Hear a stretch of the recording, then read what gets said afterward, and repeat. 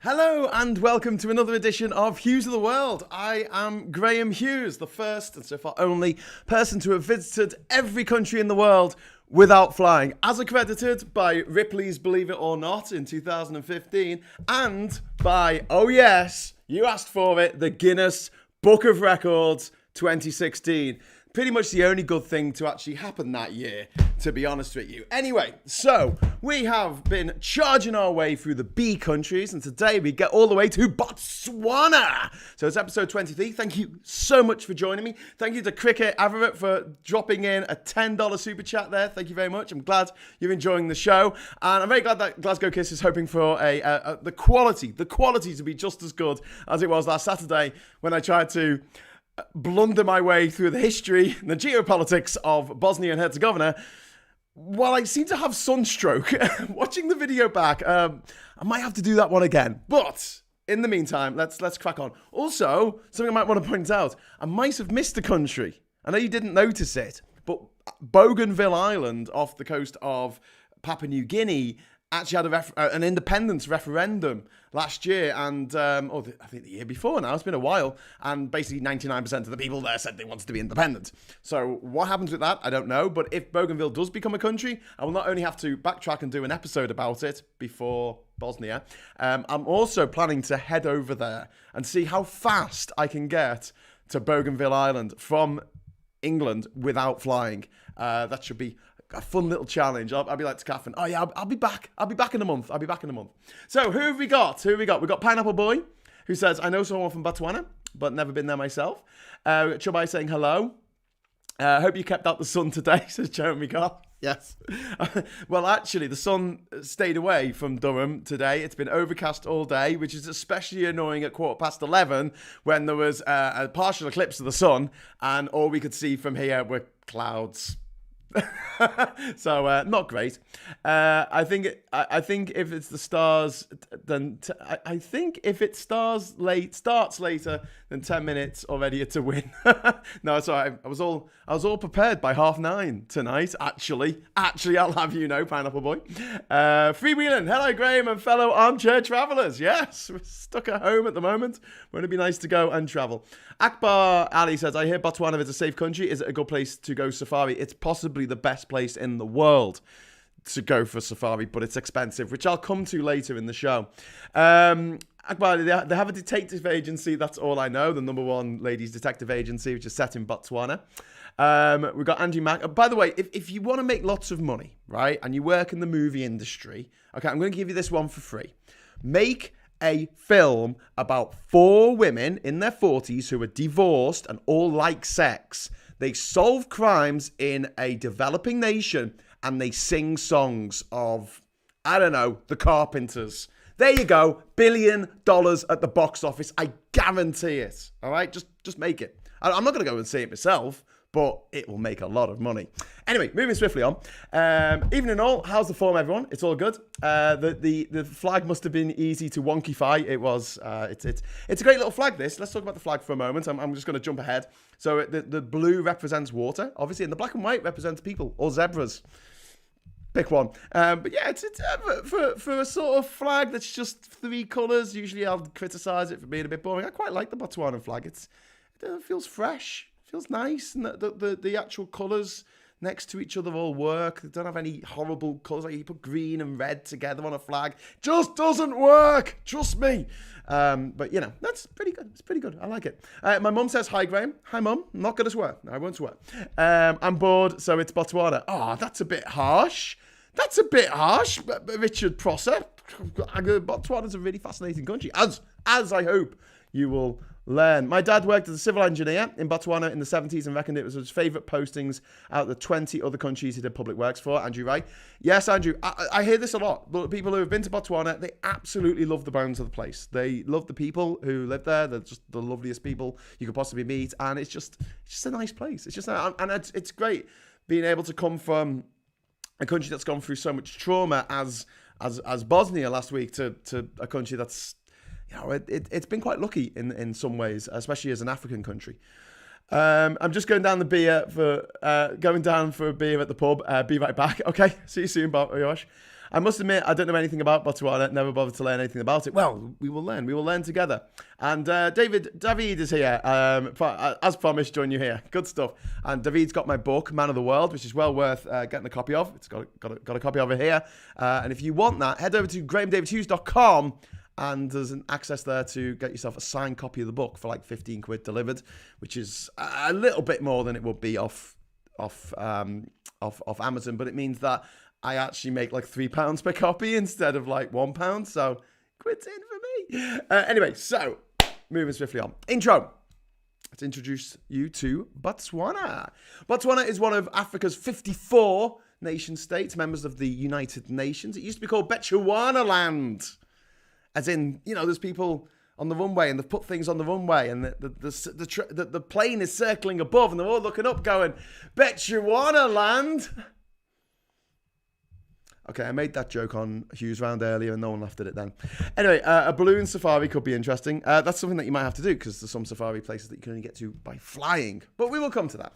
So Botswana is very much Africa's success story. After achieving democratic rule in 1966, like a year later, it happened to find the biggest diamond mine in the world, which was pretty good for them, I guess, because diamonds are apparently a girl's best friend and forever. Or maybe not, as we will talk about later.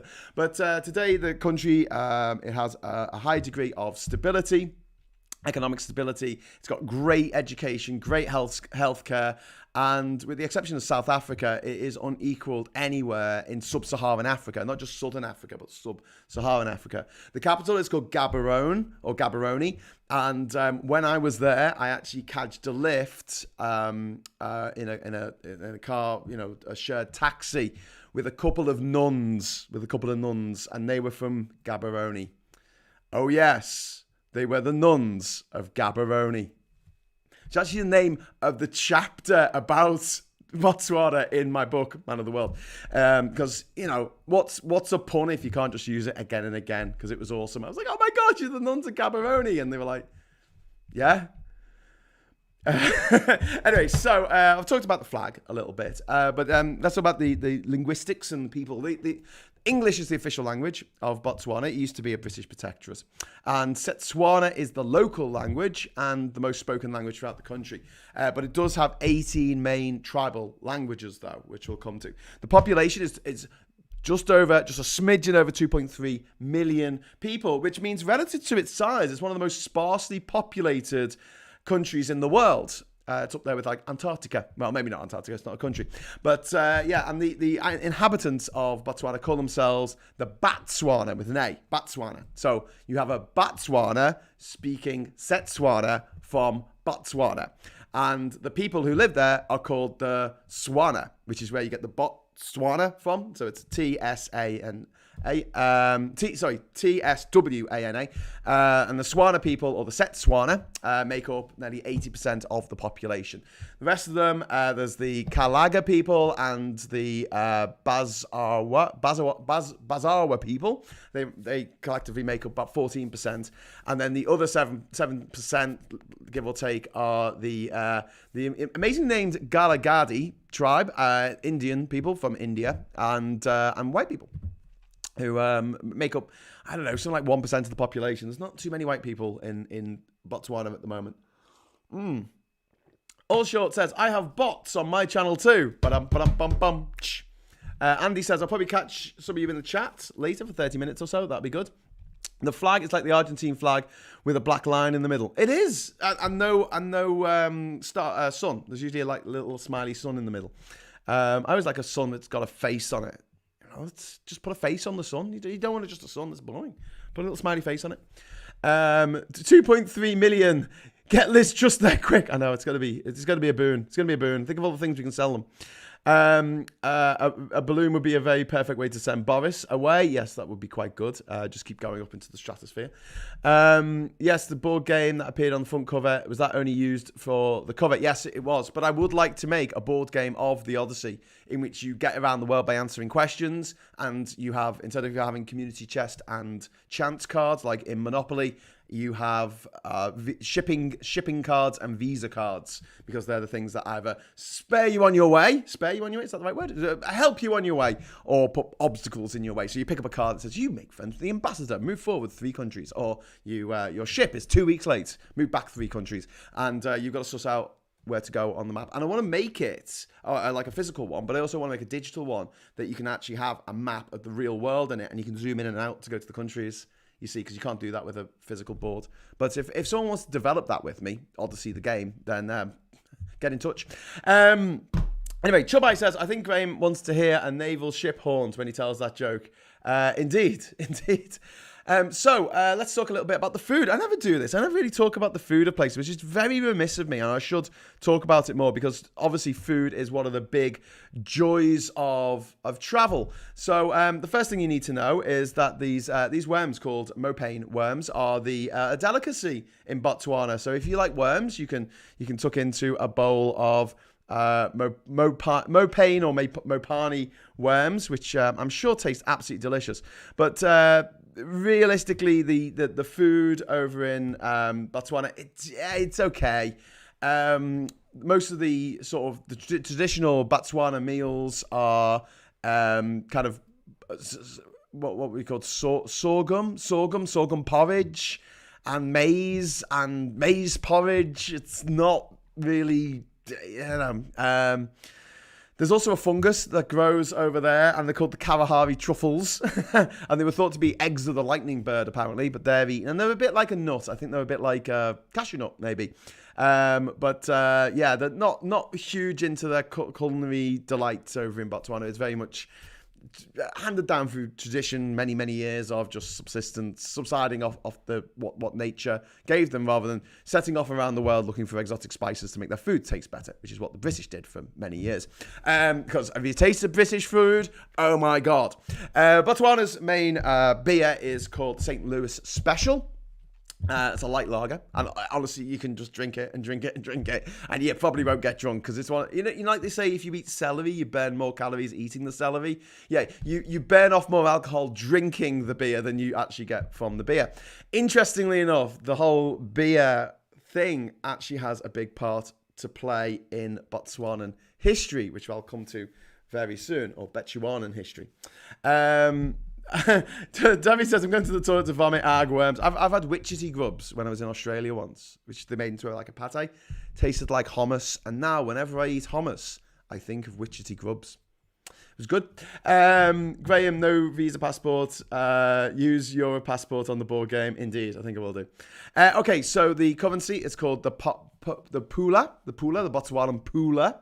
And should we dip into the geography? Should we have a look at the actual country, so you know where it is on the map and all that jazz? Where's my map? Why has my map disappeared? Oh, no, it hasn't. It just moved. I moved it for some stupid reason. But there you go. Oh, that's not good. It hasn't appeared. Could be in trouble, guys. We could be in trouble because I can't see the map. That's not good. Where's my map gone? Why can't I see my map? Right, just give me a moment. I'll get this sorted. Technical problems. My map has disappeared off the screen. And now I hate OBS forever for doing this to me, because it's like massive embarrassing. You know what? Come on. Oh, actually, no, it's worked. Oh, it's reappeared. It's re-emerged from the map zone. Okay, here we go. Let's go to the map. Right, here's the map. Here's the map of Botswana, and it's a cool little place. Like I may have said before in the past, I quite like it. But I'm just fiddling around so I can actually be with you, because I like being with you on the actual map screen. So it means faffing around. Oh, there's always a faff, isn't there? Faff, bloody faff. Cancel that. Oh, cancel. Okay, there I am. I've appeared. No, I haven't. Yes, I have. There I am. Woo! I'm in the corner. Hello, everyone. Hi. I'll move my books over so they're not in the corner there. Or maybe I'll move myself over. That works. Okay, right. So, ta-da! Map of the world. Comments and flag and flag, sorry, and map. And oh my God, this is brilliant. Look at that technology. Brilliant. I wish it wasn't so analog, and I literally have to unplug leads and things to make this work, but I do. Okay, so let's crack on. Let's zoom in to Botswana.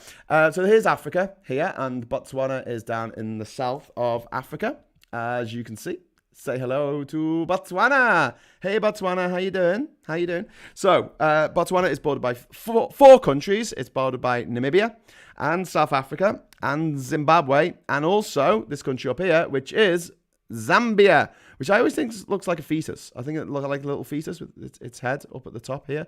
If I move it down a bit, you'll be able to see it. See what I mean? Do you know what I mean? Am I the only one who sees that? Anyway, Botswana has a little tiny border. Now, if I zoom in over here, this is the tiniest border in the world. Look at this. Look at this border. It's just so small. It's tiny.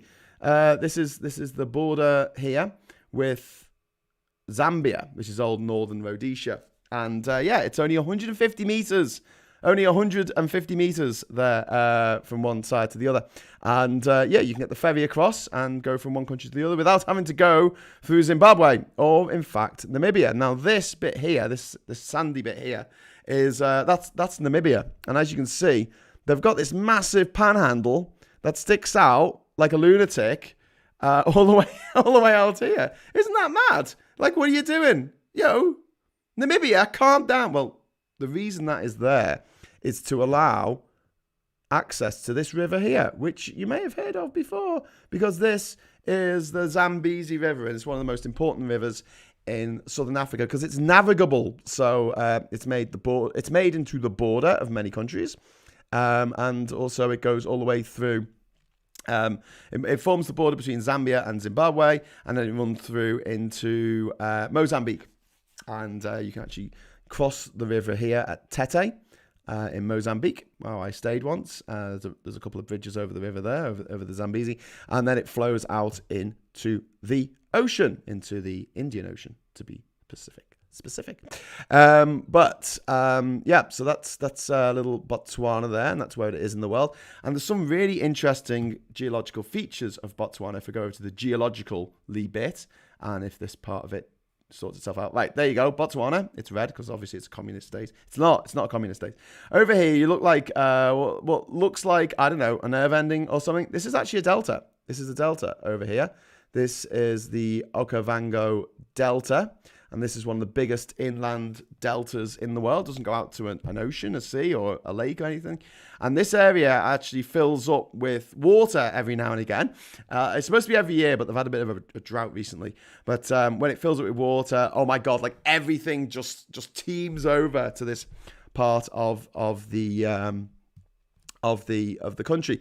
So what it is, there's a river over here called the Okavango River. You can see it's sort of darkened here. If we change the map, you get to see it a little better. Well, I thought you'd be able to see it a bit better, but yeah, basically, you suck, Google. Come on, update. Is that it? Is that all you're going to give me? Oh, you're the worst. Basically, there's a river that runs out and it comes into this area just here, and basically turns it all into a massive wetland, a huge swamp. And all of the animals from near and far come running over and are like, oh my God, there's water. Let's frolic in the water. And you have actual baboons and warthogs and zebras and hippos and just everything. Cheetahs come and cheetahs swim in the water. Cheetahs swim in the water when they have water, which is really cool.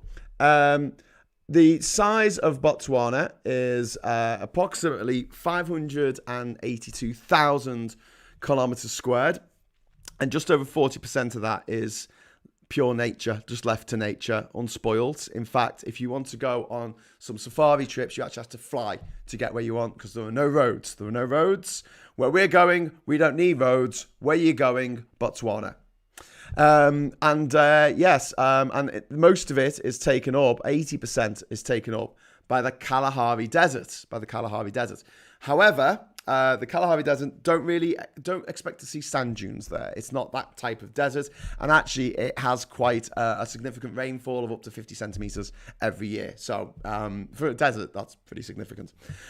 So Like I said, the Okavango Delta is arguably the largest inland delta in the world. I think there's two that are slightly bigger, but it's probably one of the most famous. And during wetter periods, it can reach a size of 22,000 kilometers squared. And it's a bird's paradise as well. It's got over 500 recorded species of bird there. If you want to go and see some birds, I mean like flappy birds, not the lad type of birds. The best time to go is apparently between December and March, which I assume is the summer over there, I guess, because they're in the southern hemisphere. Look at this! We've got some more super chats coming in from Pineapple Boy. Just bought your book, can't wait. Thank you, Pineapple Boy. And Darian DeStar, it's a great book, Pineapple Boy. I laughed a lot. Ah, yes, that's the guarantee. 2 lols or your money back. Has Botswana diamond industry managed to avoid being tied to De Beers crooks and actually belong to the country and not the big corpse? No. All diamonds are pretty much De Beers, but the government makes sure that the money they make from the diamonds actually is reinvested in the people of Botswana rather than lining their own pockets, which is something I'll come into in the history of the place. Lee Corn said, "Hi Graham, late again, so playing catch up at two times speed." Oh my god, do I sound like really high pitch when I talk like this? Panhandle, like Afghanistan, they tend to go east. Indeed, because the Oklahoma Panhandle does that goes over the top of Texas, doesn't it? No, that goes the other way. Graham, is there any Wetherspoons in Botswana? No. Any Pizza Hut? There might be in Gaborone, but yeah, there probably is actually. Wow, between all that animals, we can see Boris in his special habitat. Indeed, Top Gear, we're in Botswana, driving along the Makgadikgadi, which we're about to come to, actually. This is it here. This is the massive salt plain. We were talking about the Bolivian salt plain of Uyuni de Salar in, Salar de Uyuni in Botswana. Sorry. Let's start again. So, a couple of weeks ago, we were talking about the Salar de Uyuni in Bolivia, in South America. And this week, we're talking about this massive salt plain, one of the biggest in the world, again. And it's the place, most importantly, where Taylor Swift filmed her music video for Wildest Dreams. Also, it's where they mine a lot of minerals over here, as you can imagine. If we zoom in a bit, we should see some. Oh, there you go. What looks like a couple of football fields over here. This green stuff. This is all mineral mining, or they have these big fields of sort of salinated water or whatever, and they dry it out, it evaporates, and they collect the minerals from it. But it's a huge area. It's absolutely mamoosh, and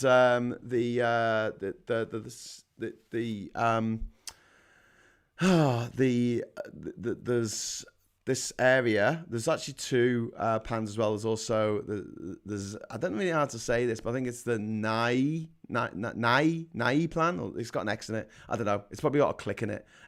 But these 2 pans make up one of the largest salt plains in the world. And also, there's a zebra migration, a round trip of 300 miles or 500 kilometers. It's the biggest zebra migration in the world takes place around here. Because, oh my God, the wildlife in Botswana is second to none, as well as being home to loads and loads of reserves, places where the animals are just allowed to roam free and not fenced in by farmers or shot by farmers or whatever. It's also home to the densest elephant population in the world, which is a bit unfair. I mean, most elephants are quite intelligent, but yes, it's got the densest elephant population in the world, and the best place to spot them is at the Chobe National Park. Yes, there's a few other little bit oddities in Botswana here that I'll just point out before we go on to the history. First of all, along the border here with Zimbabwe, you'll see there's this mad little semicircle. And for some reason, this is the Tule Safari area, and this is actually all in Zimbabwe. So Tule is here on the river, which separates Zimbabwe from Botswana. And basically, Zimbabwe said, "We want this." And they went, "Okay, you can have that. And we also want everything in 100-mile radius or whatever that is. So they just got a compass out, with the spike on it, and just drew around and went, yeah, that's part of Zimbabwe now, which is a bit kind of crazy. And also worth pointing out that when I'm talking about the history, I'll be talking a little bit about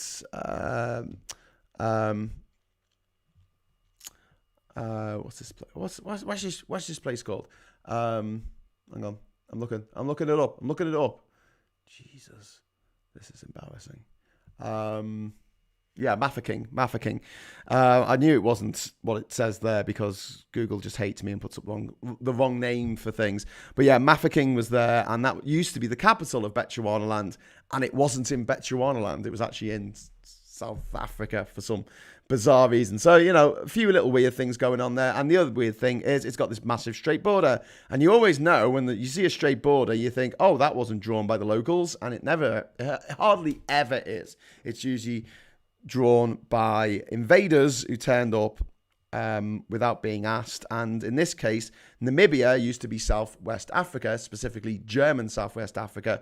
And when they took over and set up a colony there, they had a bit of argy-bargy with the British, who at the time had South Africa, and they also were having trouble with the Boers, let's put it that way, who were the Dutch settlers who had been there for a couple of hundred years. Well, the British turned up in South Africa, and basically they were worried about the Boers and the Germans teaming up, so they got a ruler out and said, right, this is our bit here, and then there's going to be a little line there, and then a line straight down, and then that's Namibia. Well, it's German Southwest Africa, so that's why that is a disgracefully straight line there as well. I want to actually looking at the map of Southern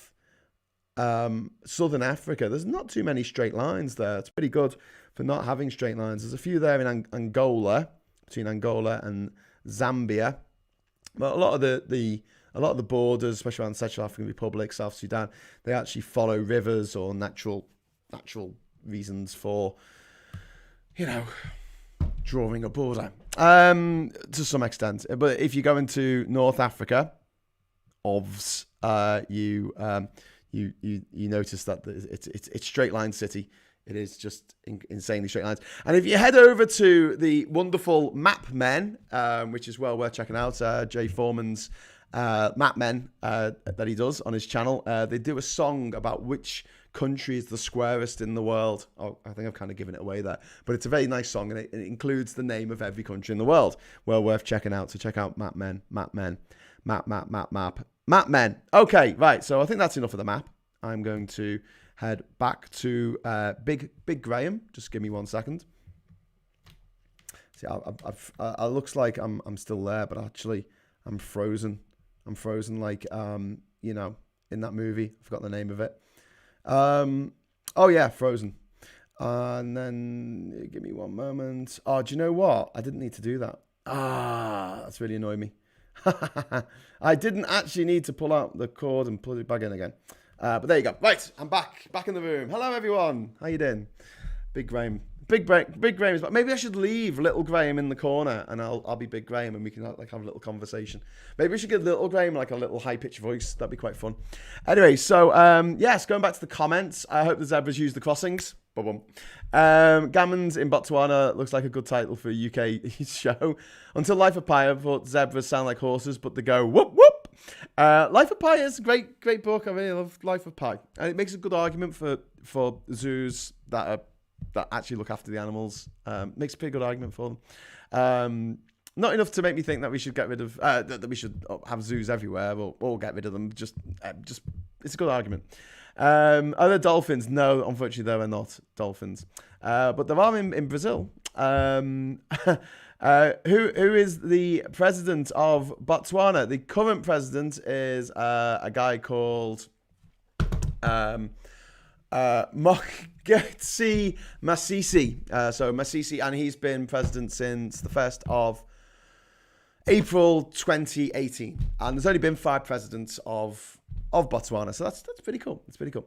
Hi, Graham. I like your hat. Where'd you get it? Well, the original hat, the first hat, came from Alice Springs in Australia. But since then, I've lost them. They've shrank. They've been stolen. They've fallen off my head while I was on a boat. And so this is about my 15th hat over the last 20 or so years. So, yeah, it's like the Doctor in Doctor Who.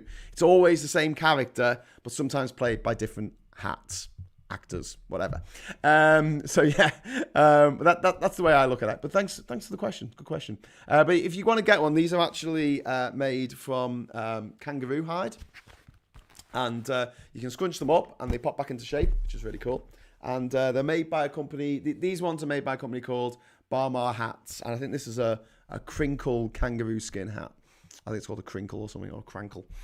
What year did Botswana win the Eurovision Song Contest? And what singer? Well, they actually won it in 1959 with the song La La La, Let's La La La Again.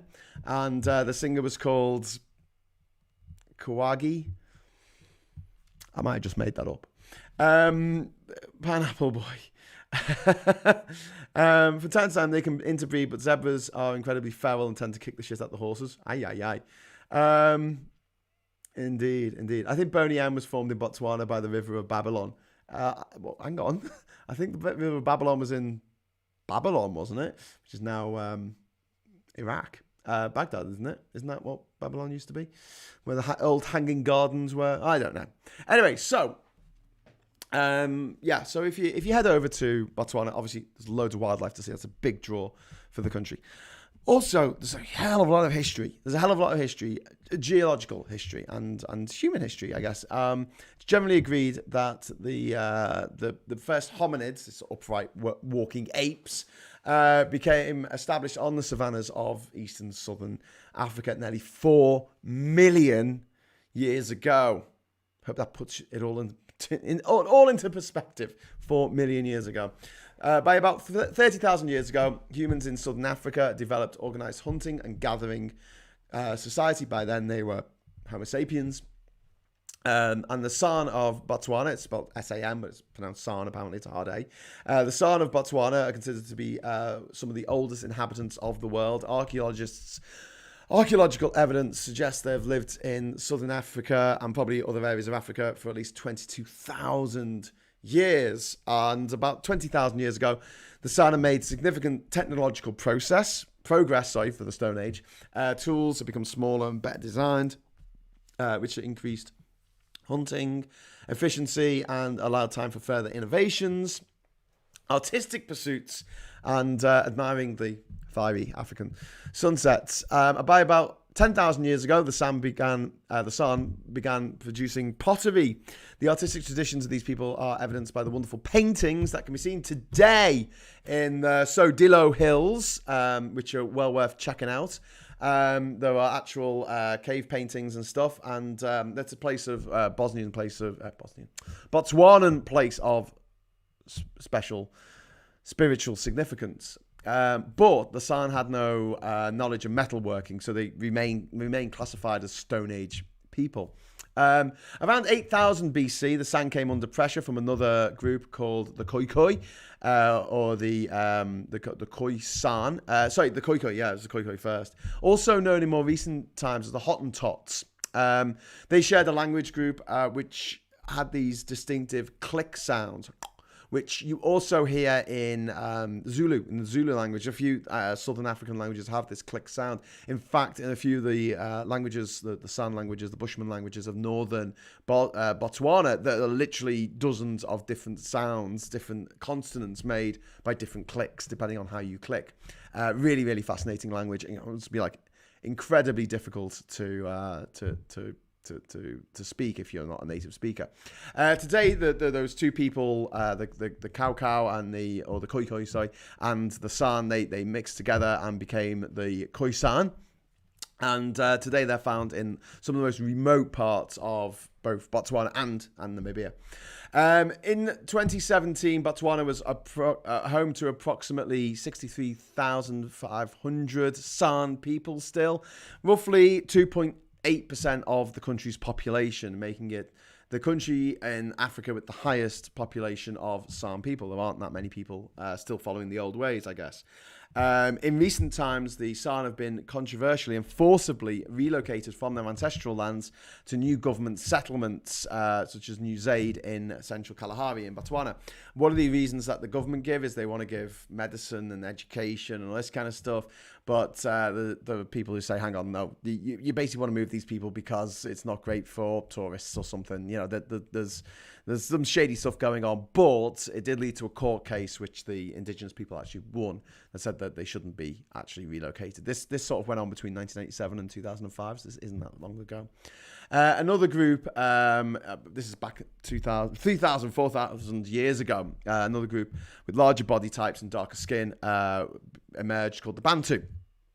And by about 2,000 to 4,000 years ago, they had developed ironworking skills, which enabled them to make tools and weapons. And over 2,000 years ago, around the time of Julius Caesar, the Bantu moved into the Congo Basin, and over the next 1,000 years spread across present-day Uganda, Kenya, Tanzania, and migrated south to Zambia, Malawi, Mozambique, and other parts of southern Africa.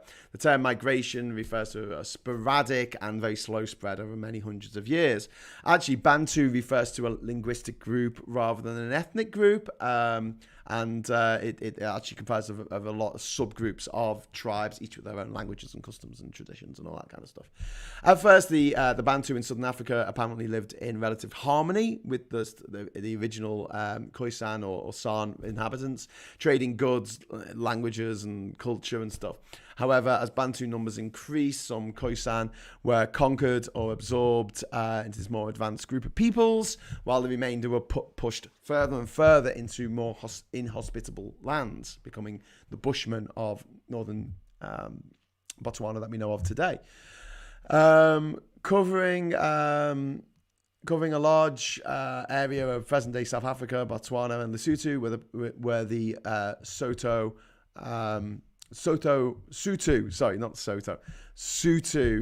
Tswana people. So the Sotho, spelled S-O-T-H-O, the Sotho people, they're the people of Lesotho. And then the Tswana people became the people of Botswana. Yeah. So that's where they got the name of the countries from. The power of the Bantu kingdom started to falter in the late 18th century and early 19th century due to major dispersal of indigenous tribes. This is a thing called defacane. I'm probably not saying this right, am I? Defacane, and a rapid increase in the number of European settlers. In 1836, feeling pressured by the British in the Cape, around 20,000 Boers set out on a great trek across the Vaal River into Botswana, and Zulu territory, staking out new farms for themselves and displacing local villagers. So essentially, the Boers had been there. They were Dutch. They've been there since the 17th century, and then the British came along in the 19th century and said, "Oi, piss off, we're here now," and pushed them further and further north. The Boers set up their own free state across the Vaal River, which they called the Transvaal, a move ratified by the British in the Sand River Convention of 1852. It's hard to remember all these dates. That effectively placed the Botswana under the rule of the so-called South African Republic, and a period of rebellion and heavy-handed oppression ensued, as you might imagine. Botswana chiefs petitioned the British government for protection from the Boers, but the British weren't too interested in that. They were like, well, why do we care? However, by 1877, animosity against the Boers had escalated to such a dangerous level that the British conceded and actually annexed the Transvaal. So this area that they pushed the Boer farmers into, they just annexed it, thereby starting the first Anglo-Boer War, because there were two of them, which people seem to forget. They just go, oh, the Boer War. Remember the Boer? No, there was two Boer Wars. There were two world wars. There were two opium wars, and there were two Congolese wars. Diving to start, I spend most of my time listening to Graham and learning stuff. I only chat to prove I can multitask. Graham knows a hell of a lot more stuff than me. I don't know this all off the top of my head. I do have to do a bit of research, especially about the history of the place. I could probably talk about a country for an hour just off the top of my head of what I know about it, but I don't think it would be as accurate. I like to get the dates. I like to know what happened and when. So you imagine you have this country called Bechuanaland at the time, and you have all these people who lived there, who've lived there for literally millennia, over millennia, and then these white people come, and then these other white people come, and these two tribes of white people start fighting each other, and you're like caught in the crossfire. That's what happened in South Africa. That's what happened in what's now Botswana. Or southern Botswana. The war continued until the Pretoria Convention of 1881, so 4 years later, and the British withdrew from the Transvaal in exchange for bore allegiance to the British Crown. I mean, the argument could have been made, well, Bonnie Prince Billy, whatever his name was, King Billy, William III, was it William III? He was Dutch, wasn't he? Wasn't he invited over by the British to be our king? So they could say, oh, you're only swearing allegiance to basically the Dutch royal house, the house of Nassau. Orange Nassau. With the British out the way, the Boers once again looked northwards to the Botswana territory and pushed westwards into the Malopo Basin. The Malopo River now forms the Botswana's southern border with South Africa. So that's called the Malopo River, or the Malopo River. If Botswana wanted to leave the African Union, would it be a one exit? I expect so. I don't know why it would want to leave the African Union, though. They're doing quite well. I mean, honestly, the African Union, it's taken a while to sort of get together, but I'm really appreciating the fact that when a country runs a black election or the imprisoning political opponents or whatever, the African Union is actually now baring its teeth and saying, oi, pack that in, which is great because it means that Africa's looking after its own affairs rather than stupid white people going over there and saying, well, what are you doing? What are you playing at with all this corruption, eh? Meanwhile, at home, our government has literally just spent £600,000 of our money defending itself in a court case in which it gave £520,000 to its crony mates, something that it was found guilty of doing. Yeah, so basically over £1 million of taxpayers' money pissed up the wall by our government. Anyway, so diving to start, ever since Graham started doing Hughes of the World, I've won millions more questions while watching Pointless. It's infinitely better than the BBC. Thank you very much, Darian. Really appreciate that. I asked the great intelligence. Is the Dutch invasion of England 1688? Indeed, the Dutch invasion when England got taken over by the Dutch. Great days. Anyway, so where was I? Yeah, but the British out the way, they went over the Malopo Basin. They started inhabiting there, which is modern day Botswana. And but then something happened. Dun dun dun. 1884, 85. There was this big conference in Berlin where the European powers sat down and carved up the map of Africa amongst themselves. And one of the chunks that was carved out was a place called German Southwest Africa, which is now known as Namibia. Capital Windhoek. With the potential threat of a German Boer alliance across the Kalahari, cutting them off from their expansionist dreams in the mineral-rich Rhodesia, which is now, North Rhodesia is now Zambia and Southern Rhodesia is now Zimbabwe. The British started looking seriously at Botswana petitions for protection, which the Botswanan people have been doing for a long time. And in 1885, they proclaimed a protectorate over the Tswana allies, Tswana allies, and it became known as the Crown Colony of Bechuanaland in 1885. British expansion in southern Africa came in the form of a private venture under the auspices of the BSAC. They don't make motorbikes. That's the British South Africa Company. In the movies, the Pirates of the Caribbean, Is it the East India Company? There's the big bad guys in it, isn't it? Yeah. So basically, the British South African Company, they were the bad guys. They were run by a guy called Cecil Rhodes. You might have heard of him because there's a very controversial statue of him in Oriel College in Oxford at the moment, which a lot of people want to be pulled down. And in fact, just today, a lot of lecturers went on strike over the statue. This man annexed single-handedly, with the help of his company, what is now Zimbabwe and Zambia. And he set his sights on Bechuanaland, on what was to be Botswana. Rhodes, who had fraudulently obtained large tracts of land from local chiefs by giving them contracts in a language they couldn't speak and saying they were treaties, which they weren't. They were contracts. And Britain basically turned a blind eye to this shenanigans because they basically... Eventually, they had an eye to transfer the whole of the Bechuanaland protectorate to the BSAC because they thought, well, then it's not our problem anymore. Cecil Rhodes can deal with it.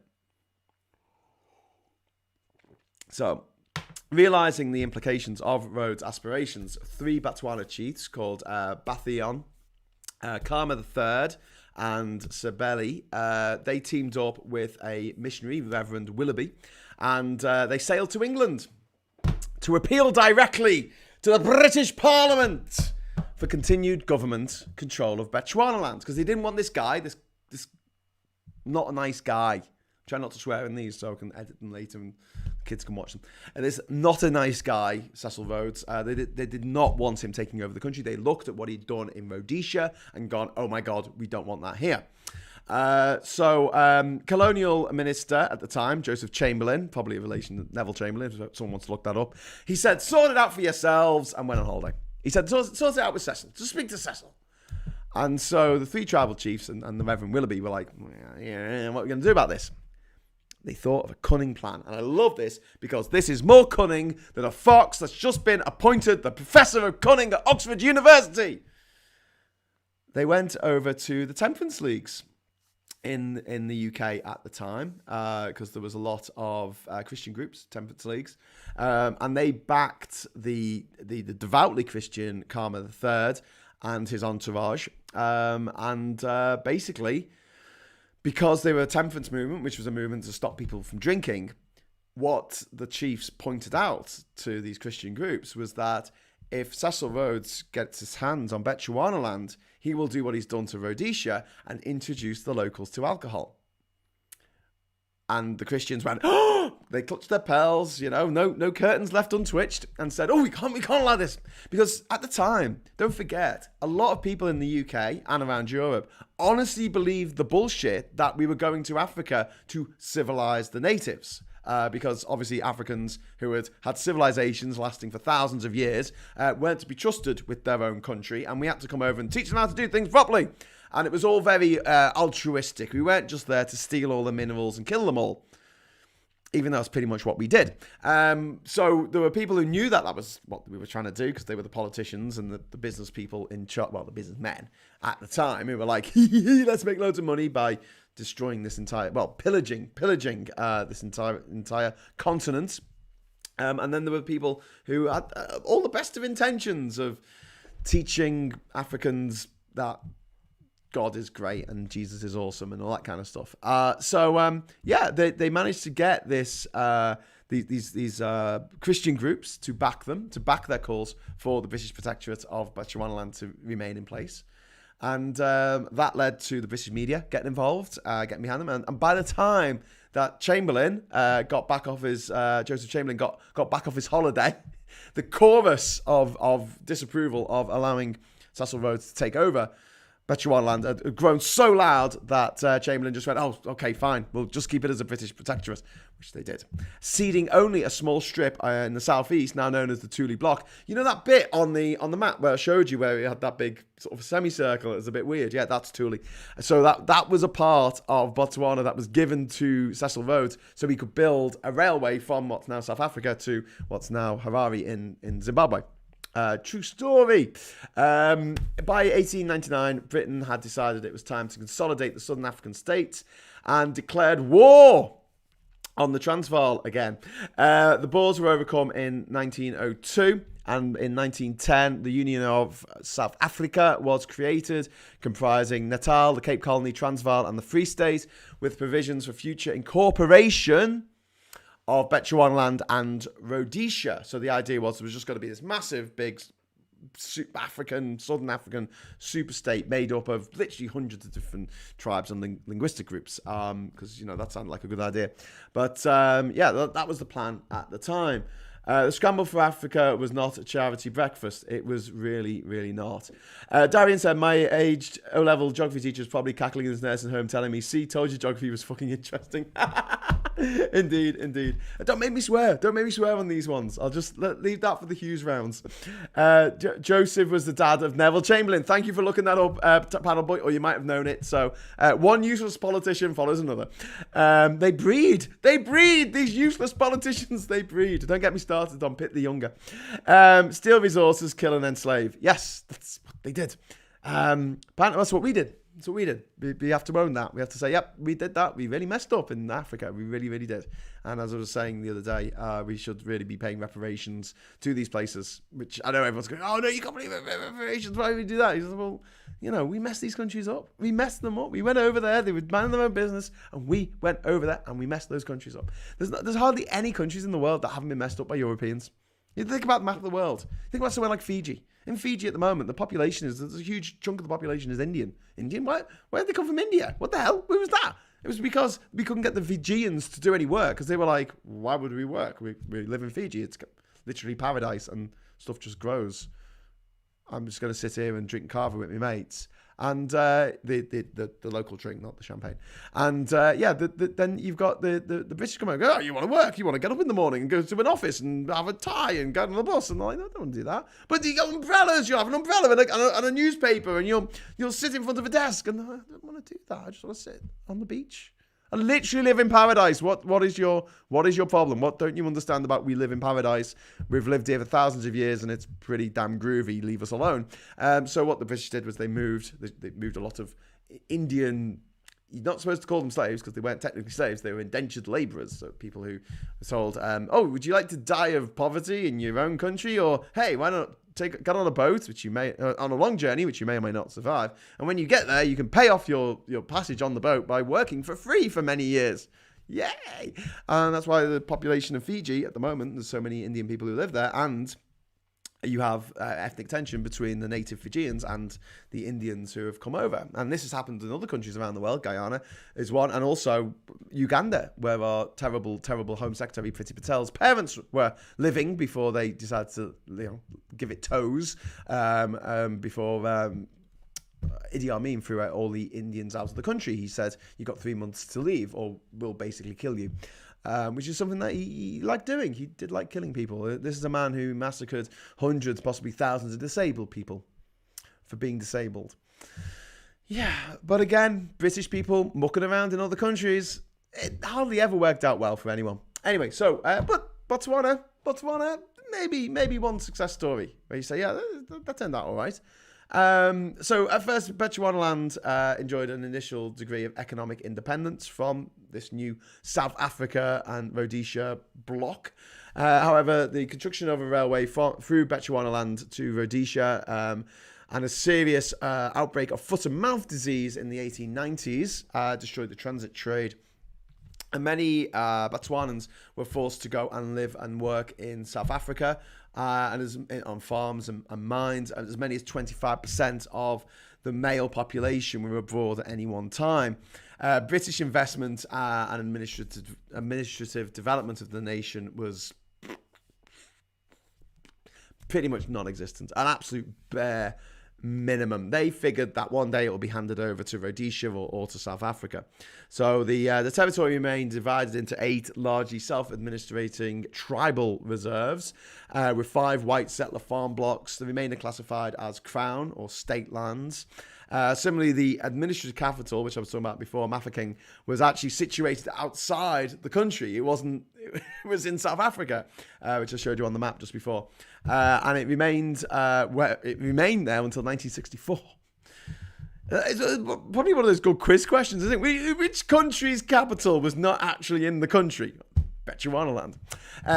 In 1950, in a case that caused political controversy in Britain and across the empire, the British government banned Seretse Khama from the chieftainship of the Nawato, an exiled tribe, and exiled him for 6 years. So this guy was ready to be the. I don't think he was the chief. I think he was the heir, basically, to this big tribe. And basically, what he did was he married a white woman. He married a British woman. And everyone had a good time at the wedding and everything. But the people of South Africa, who ran South Africa at the time, the government of South Africa, they shit the bed over this, because they were like, oh my God, what are you doing? What are you doing? You can't have a black man marrying a white woman. I mean, you know, even though Shakespeare wrote about it 400 years ago in Othello, you can't have that happen today. You saw what happened to Othello, didn't you? Desmond was dead by the end of it. Jesus Christ almighty. So, yes, that's essentially what happened. The Southern Africans, South Africans, sorry, they were very upset about this. And what happened to Khama was that he was basically kicked out of the tribe, but then he was actually exiled. He was exiled from Bechuanaland to the UK. He went to England for 6 years. Secret documents have since revealed this was done in order to appease the Southern African government, which objected to Seretse's marriage to a British woman at the time when racial segregation was enforced in South Africa. However, following the Sharpeville massacre in South Africa in 1960, South African refugees, Motsami Mofo of the... Mofo? I think his name is actually Mofo of the African National Congress, the ANC, and Philip Matane, a Johannesburg preacher affiliated with the Pan-African Congress, joined Katie, that's K, capital T, Katie Mosetti, a teacher from Malawi, to form the Bechuanaland People's Party, the BBP. The BPP. Its goal was immediate independence, and then in 1962, Seretse Khama and Kanye farmer Kayumil Mazari formed the moderate Bechuanaland Democratic Party, the BDP. The BDP called for a transfer of the capital into Botswana. Can we have our capital in our country, please? So it moved from Mafeking to Gaborone, and they wanted a new non-racial constitution. Duke Vengeance just says sigh. Don't know what he's sighing about, but yeah, indeed.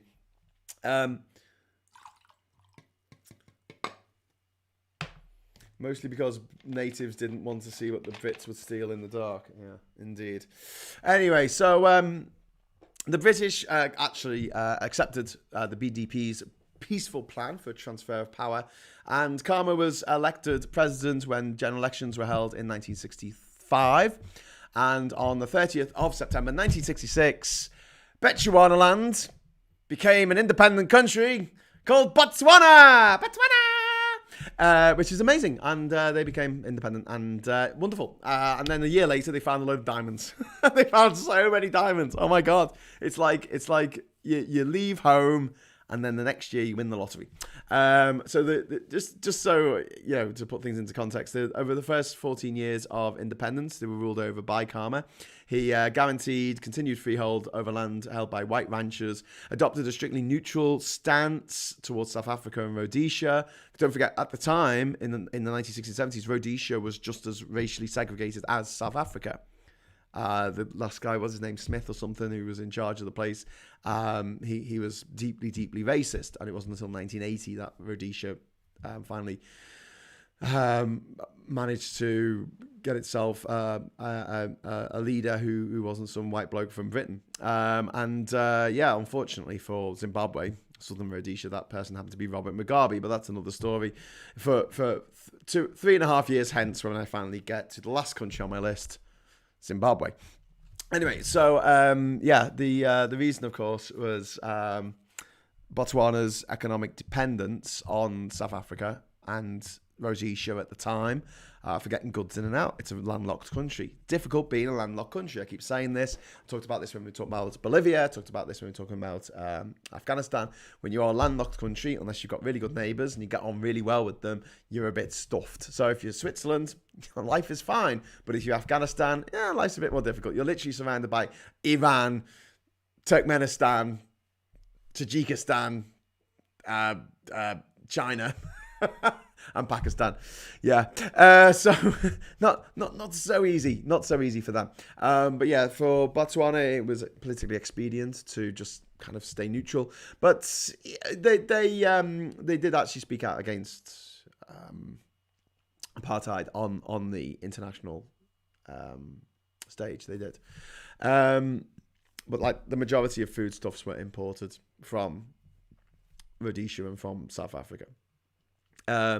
Nevertheless, Khama did actually refuse to exchange ambassadors with South Africa and officially disapproved of apartheid in official circles.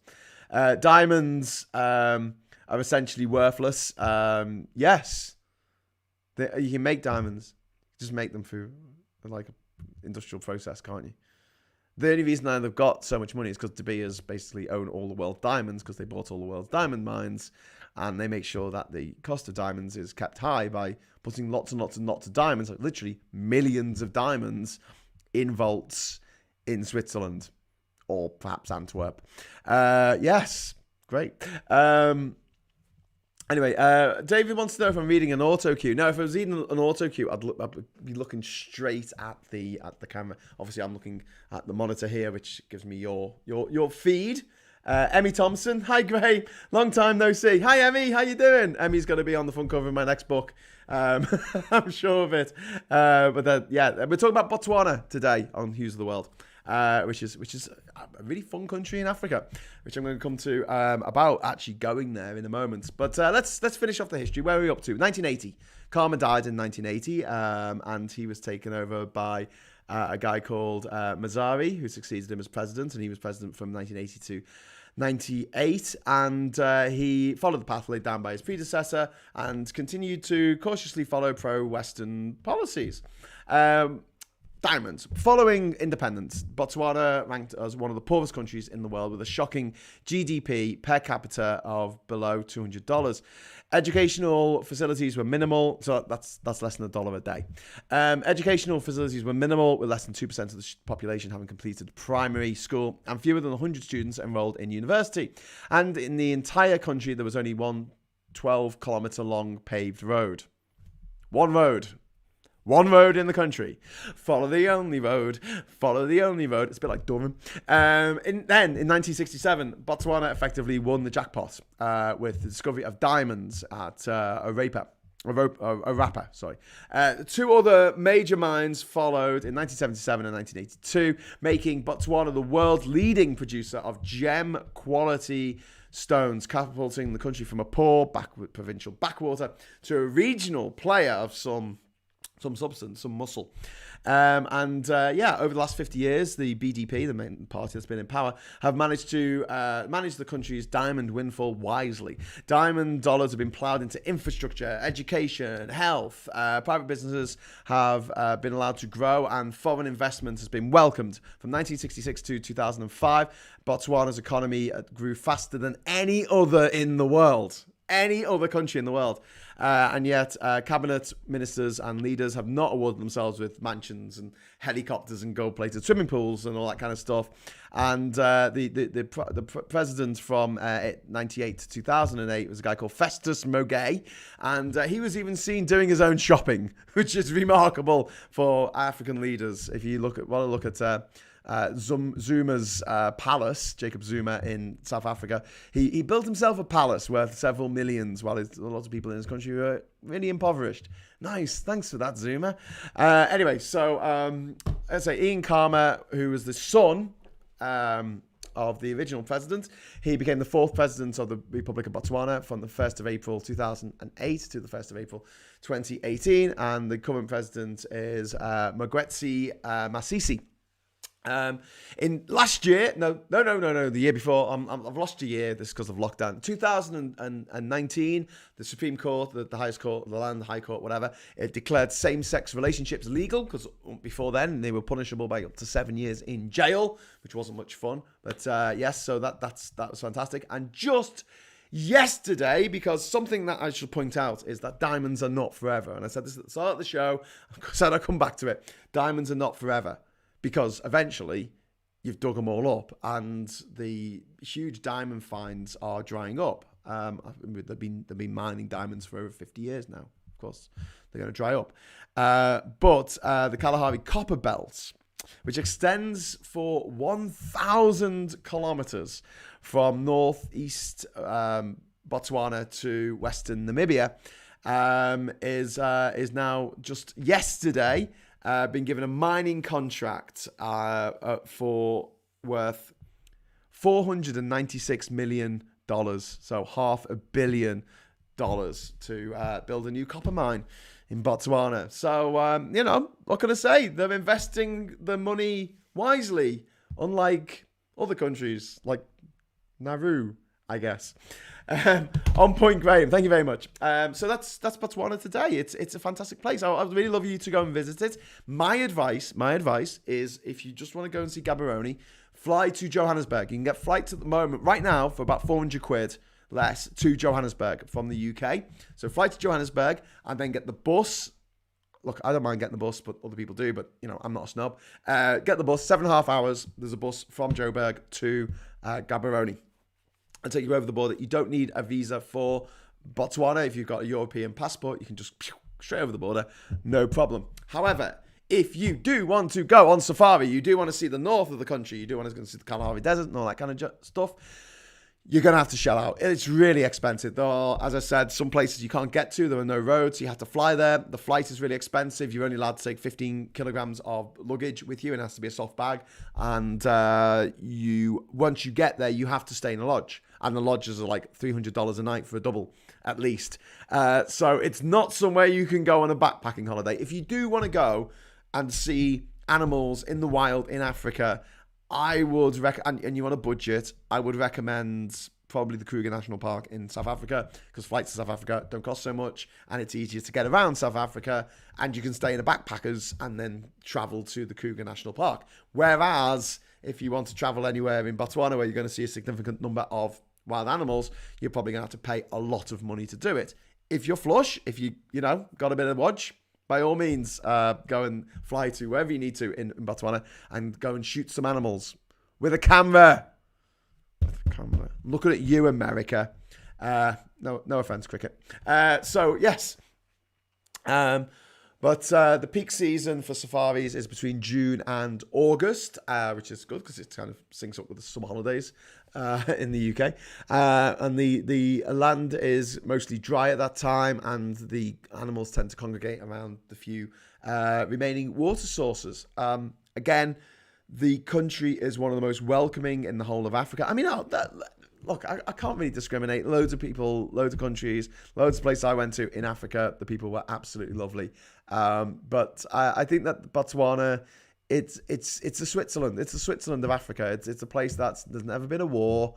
There's never been any sort of massive internal turmoil.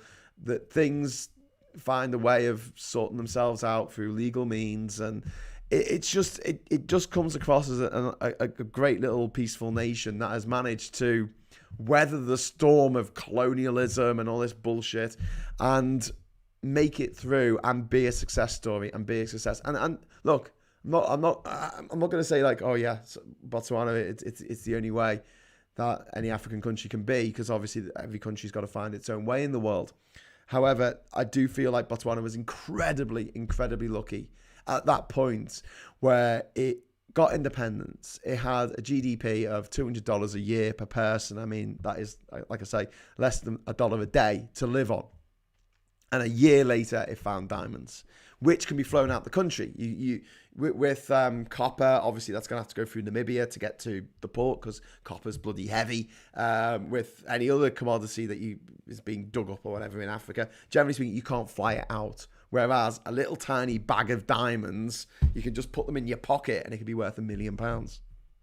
So very, very lucky of Botswana, but also huge amounts of respect to the governing parties and the presidents of Botswana for not pissing all that money up the wall, for not spending it on lavish palaces or shopping trips in a jumbo jet for their wives in Paris and New York, but actually investing it in the people of Botswana. And fantastic. And it goes to show that, yes, although politics is boring and we'd rather not have to talk about what governments are doing at any one moment of a day, the fact is that this stuff is important.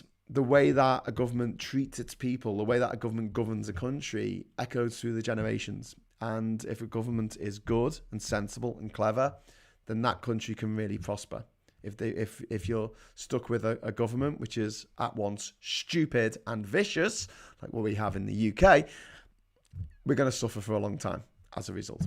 So, yes, Botswana. Thumbs up, 10 out of 10, 11 out of 10. Love it. Damien says, by the way, please hit the thumbs up button, peeps. So before you go, that would be great. Cash Dummy says, now I want to go to Botswana. I was talking to Catherine before I came down about Botswana, and she was like, she's always wanted to go to Botswana, and she was like, now I so want to go to Botswana, because she read the *1 Ladies Detective Agency, and that's gushing about Botswana. It's like, it's just the most lovely place. Priti Patel, no, let's not talk about her. It's the best. It's got the best blog entry title of the Odyssey blog, right? Yes, that's very true. It's in the book. It's in the book. I will find it for you. I tried to work on the titles of each chapter of my book. They always had to be a porn or a song or a. There you go. That's the Nuns of Gaborone. Anyway, I thought it was funny. Right, anyway, so I think that's it. I think we're done. Botswana do it better than this. They do indeed. I see your burgundy passport. Are you looking for a new beautiful one? No, I'm looking forward to just going through the olden days of, having passports that were burgundy and filling them full of stamps and literally visiting every country in the world. Oh, that's not going to happen again. But yes, watch Hughes the World, Intelligence +2. So bravo Botswana, long live Botswana, says Andrew Ray. Brilliant. I'll go to Botswana like a shot if I could.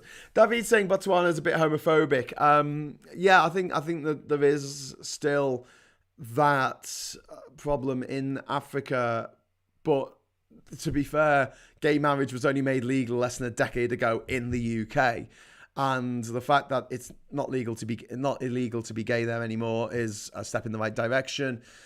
One of the reasons why a lot of these countries in Africa, especially Uganda, are continuing to hold such homophobic stances is because bloody missionaries from America, these evangelical knobheads, are flying over from America because they've lost the war there, haven't they? I mean, the gay marriage is legal in America and there's nothing that the evangelicals can do about it. So they're actually flying to Africa where there's still rules in place against homosexuality and saying, oh, you want to make that even worse? And Uganda toyed with bringing in the death penalty for homosexuality just a few years ago at the behest of a disgraced evangelical preacher who'd basically been kicked out of America for embezzlement. People gave him money to do whatever. And that's a disgraceful thing for the Western powers to do. However, like I say, 2 years ago, 2019, the highest court in the land did declare the fact that you can't make being homosexual illegal because that's against the constitution of Botswana.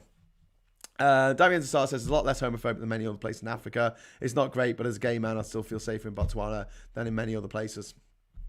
So, I agree with that.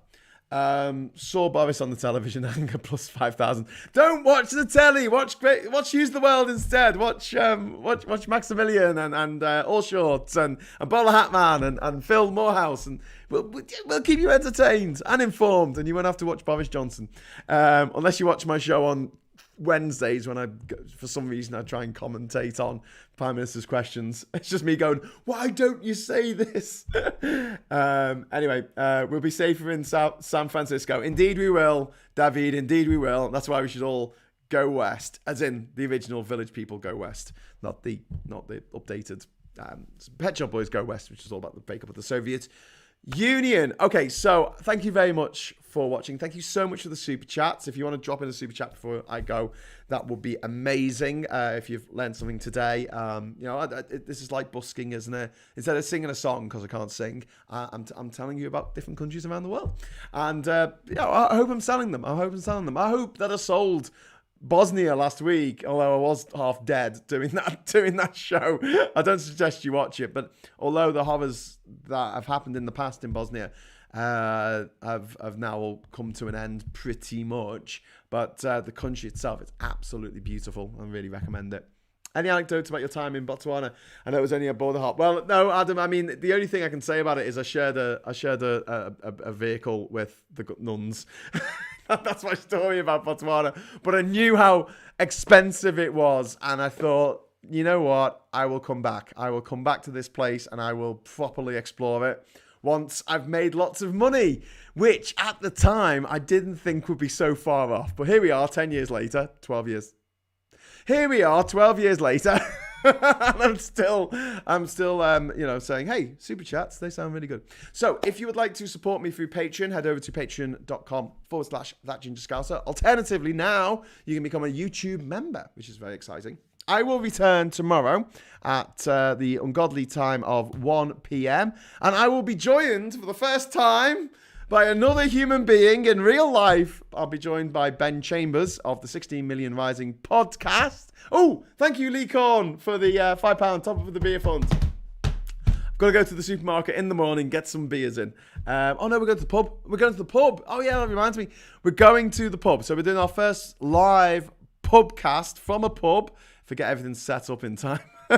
So we should start at 1 o'clock tomorrow. Me and Ben Ben Chambers, and we're going to be talking about the last week in politics, the G7, the sausage wars, all that kind of stuff over a drink or two. So if you would like to join us for that, it'll be live and interactive. My very first live podcast, hopefully the first of many. I hope to do this every Friday afternoon over the summer that I can manage it. And yes, please join me for that. Before you go, hit the like button. Obviously, my shows are usually around 1 o'clock or 10 o'clock every other day or whatever they are. But if you would like to get a notification to your phone, hit the subscribe button and then hit the bell notification icon next to it. And what that does, it'll send you a push notification when I come on live. And I promise I won't bother you with those live things too much. You'll only get one if I actually come on live. I'll be tuned. Very good. Very interesting. Thanks. Says Freewheeling. Cheers again, pal, says Jeremy Goff. Thank you for watching. Thank you. So, yes, long live Botswana. What a great place. So, until 1 o'clock tomorrow, I will say thank you. Thank you so much for watching. Thank you for the super chats. Thank you for my patrons and my YouTube members. Buy me a beer, says Richard Prosser. Yes, buy me a beer. Buy me and Ben a beer tomorrow if you want to chip in for our beer fund. Obviously, you can. Oh, yes, Alex Green, £10 super chat. Thank you very much. Buy yourself some beer, mate. You're a legend. Thank you. Join as a member, be in the Cool Colour Club. If you see Glasgow Kiss has got a little S next to his name there, which stands for Superman, I guess, which is really cool. Cool blessings from the other side of the river. And yes, indeed, it'll be my honour. Thank you, Alex Green. You're a legend. Thank you, Lee Corn. Thanks for everyone who dropped in a super chat tonight. And until next time, I will say fair winds and following seas, traveller.